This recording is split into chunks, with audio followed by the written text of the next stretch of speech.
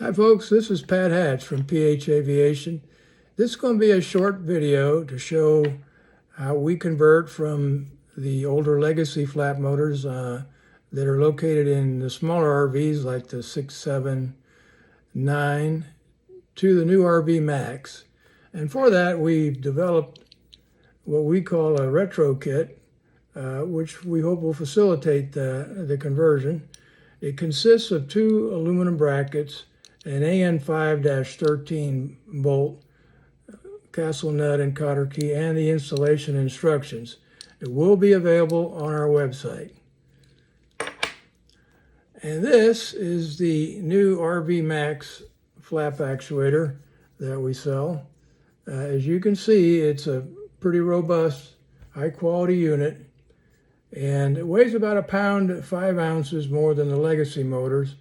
But for that trade-off, you get a much more powerful motor, the internal position sensor, and the auto stop feature at the end of the stroke.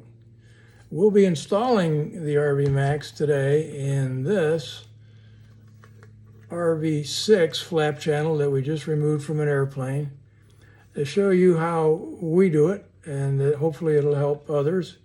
So let's head out to the shop and get started. So what we're going to do today is first remove the bolt, and then we're going to drill out this bracket right here, and we're going to reuse everything else. There is a shim, as you can see right here. We're going to have to extend that shim all the way across now, so we'll have to replace that shim, but we'll be able to use everything else. We'll check back in after we got it all apart. So we removed the flat motor, and you'll note that there's a doubler over on this side that we're also going to have to drill out. We don't need that anymore. That doubler is for the to support the 1/4-inch bolt that goes across to the bracket. So we'll be doing that. We'll get back with you. Okay, so here we are. We've removed everything from this end of the flap channel. We're discarding these 3 items, which this one is the old bracket, this is the doubler, and then this is the doubler on this that goes on the one on the side here. So we're going to have to cover these holes up at some point.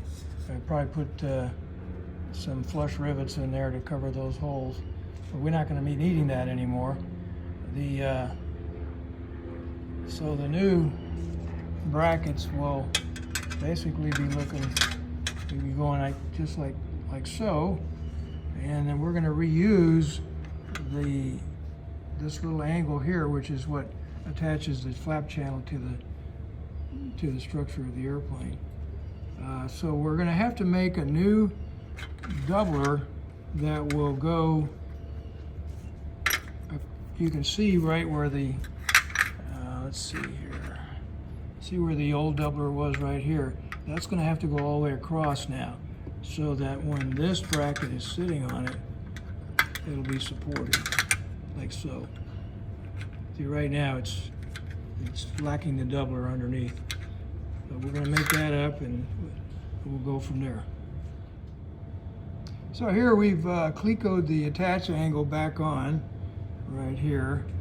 And this is the old doubler piece right here. So we're getting ready to make up a new doubler. This is 63 thousandths. So we'll go ahead and make a new piece there that will eventually be riveting all the way across the channel. So this is the new piece of scrap doubler we just made up, and it goes all the way across. And basically the way it's going to work is the kit will slide right over, and it'll be level now that we have the doubler in there once we get those clecos out of the way. So that's where we go from here. Okay, so here's where we're at. We've got the everything set up provisionally or mocked up. Nothing's riveted yet, but we've got everything clecoed together, and you can see this is the attached piece that we reused, and we used the existing holes wherever we could. So we had to drill new holes through the brackets, but there's going to be probably one hole on the bottom we're going to have to fill. Now, we did have to notch out the side, as you can see here, so we could access the bolt. And not a very deep notch, but that'll get covered up by the side pieces when they're on. But there will be some holes that we have to put a rivet in here just to cover them up. This hole is for the side panel nut plate right there, and that's the old bolt hole, which we're going to have to cover up the hole in the side panel. Will cover that up. So looking from the other side, you can see the 3 new holes through the brackets, and also the existing attached piece right here, and then this is the new doubler. So everything looks real good. We're gonna probably just clean everything up and start riveting. And by the way, I've been calling this piece that we had to make a doubler. It's actually a shim. This is it right here. It's the shim this was the old shim right here that was in there before, and so what we did was we just took a piece of scrap and made it go from all the way across, and we captured it with these four holes in the back of each bracket, 2 on each side. So that captures the shim. It looks real good. One other thing we want to check while we're at this stage is make sure there's no interference as we rotate the flap actuator up and down. See if I can back away a little bit here. So you can see there's no, goes all the way down and all the way up. It's never going to move that far, but there is some movement as the flaps go up and down. We want to make sure there's no binding or any interference, but we're in good shape. I decided to go ahead and shoot some primer on the parts.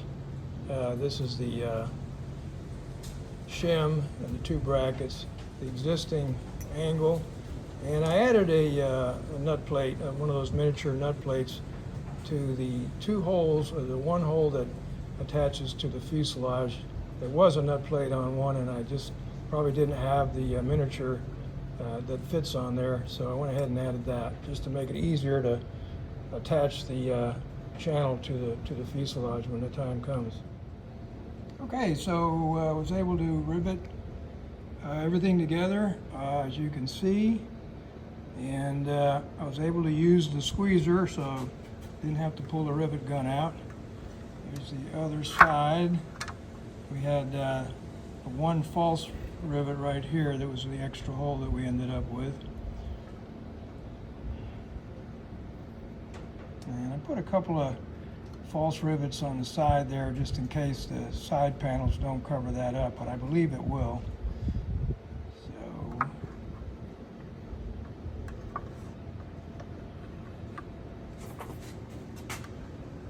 all set. All we have to do is slip the bolt through the actuator and we're done. So we're all done. We got the motor installed, and as you can see, the 2 brackets. I'll go ahead and rotate the motor a little bit just to make sure there's no binding. You want to leave this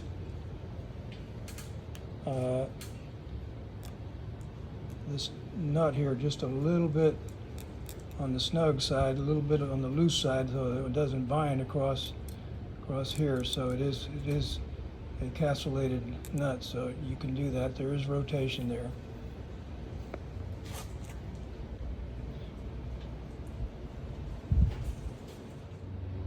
So it looks like we're all done. If you have any questions, give us a call, and thanks for watching. See you guys.